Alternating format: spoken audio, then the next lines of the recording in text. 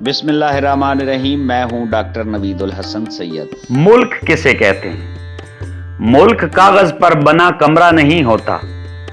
अगर तुम्हारे घर एक कमरे में आग लगी हो तो क्या तुम दूसरे कमरे में सो सकते हो? नहीं ना।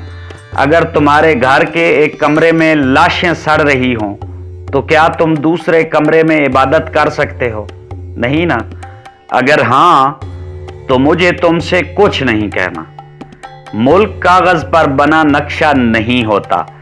एक बच्चे का कत्ल, एक औरत की मौत, एक आदमी का गोलियों से छलनी बदन किसी हुकूमत का नहीं बल्कि पूरे मुल्क के लिए खतरनाक है। अगर ये जमीन तुम्हारे खून में आग बनकर नहीं दौड़ती तो समझ लो तुम बंजर हो गए हो। तुम्हें यहां सांस लेने का हक नहीं है। डॉक्टर अली शरीती कहते हैं, अगर आप हक के साथ नहीं खड़े तो फिर तारीख को इससे हरगिज कोई गर्ज नहीं कि आप मस्जिद के हुजरे में थे या तवाइफ के कोठे पर। मस्जिद की अगली सफ़ों में हमारे बुजुर्ग अमेरिका और बरतानिया की तबाही, जबकि नौजवान पिछली सफ़ों में वीज़ों की दुआएं मांग रहे होते। हाथ खाली हो तो दानाई का इजहार न कर, ऐसी बातों का बड़े लोग बुरा मानते हैं। ले गया नोच कर मुझे साहिब जिसको जितनी मेरी जरूरत थी। कुछ हकायक बहुत तल्ख होते हैं, इतने तल्ख के जमाने में किसी की समझ में नहीं आते। हमारा माशरा उन हकायक से बहुत दूर है। हर तरफ अफरा तफरी का आलम है, जिसके साथ जो बीतती है उसे उसी का पता लगता है।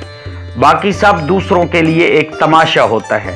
आजकल एक लफ्ज का प्रचार किया जाता है कि हौसला रखो, सब ठीक हो जाएगा।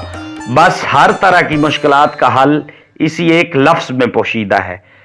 हमें सबको ये ड्रामेबाजी नहीं करनी चाहिए। तमाशा देखने के लिए हम सब मदारी बन जाते हैं। दूसरों को नसीहत करना तो हमारा पसंदीदा मशगला बन चुका हुआ है। वक्त और बख्त कभी साथ नहीं चलते। कभी वक्त हाथ छुड़ा लेता है तो कभी बख्त। पर अगर इत्तेफाक से दोनों मिल जाएं तो इंसान की तकदीर बदल देते हैं। अल्लाह से दुआ है कि आपका वक्त और बख्त हमेशा एक साथ रहे। पाकिस्तान दुनिया का वाहिद अजीब किस्म का मुल्क है जहां बिजली के चोरी शुदा यूनिट उन लोगों पर डाल दिए जाते हैं जो बिजली चोरी नहीं करते। चौधरी साहब की हवेली में चोरी हो गई, सारा गांव परेशान। सारे गांव वाले कसम देने के लिए आए। 4 बंदों ने चादर पे कुरान उठाकर चादर के चारों कोनों से पकड़ लिया और हर बंदे को चादर के नीचे से गुजरने को कहा और कहा कि जब चोर गुजरेगा तो चोर खुद ब खुद मर जाएगा। पूरा गांव नीचे से गुजर गया मगर किसी को कुछ भी ना हुआ। क्यों? क्योंकि चोरों ने तो चादर पकड़ी हुई थी। यही हाल पाकिस्तान का है।